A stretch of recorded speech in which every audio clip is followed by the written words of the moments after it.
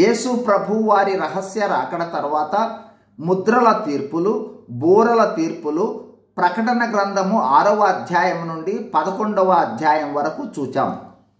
తరువాత ఘట సర్పము అంటే సాతాను, సముద్రము నుండి వచ్చిన క్రూర మృగము అంటే అంత్యక్రీస్తు, మరియు భూమిలో నుండి వచ్చిన మరో క్రూర మృగము అంటే అబద్ధపు ప్రవక్త, వీరు భూమి మీద చివరి 3.5 సంవత్సరాల శ్రమల కాలంలో విజృంభించి క్రూరత్వాన్ని చూపుతారనే గత వీడియోలో చూచాం.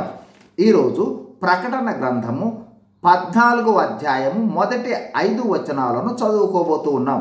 మరియు నేను చూడగా ఇదిగో ఆ గొర్రెపిల్ల సియోను పర్వతము మీద నిలువబడి ఉండెను.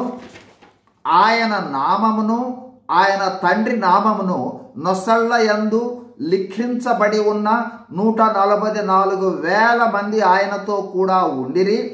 మరియు విస్తారమైన జలముల ధ్వనితోనూ గొప్ప ఉరుము ధ్వనితోనూ సమానమైన ఒక శబ్దము పరలోకము నుండి రాగా వెంటనే నేను వినిన ఆ శబ్దము వీణెలు వాయించుచున్న వైణికుల నాదము పోలినది. వారు సింహాసనము ఎదుటను ఆ 4 జీవుల ఎదుటను పెద్దల ఎదుటను ఒక క్రొత్త కీర్తన పాడుచున్నారు. భూలోకములో నుండి కొనబడిన ఆ 144,000 మంది తప్ప మరి ఎవరును ఆ కీర్తన నేర్చుకొన జాలరు.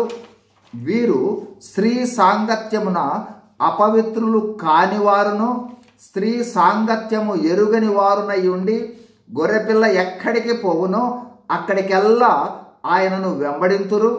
వీరు దేవుని కొరకును గొర్రెపిల్ల కొరకును ప్రథమ ఫలముగా ఉండుటకై మనుషులలో నుండి కొనబడిన వారు. వీరి నోట ఏ అబద్ధమును కనపడలేదు. వీరు అనింద్యులు.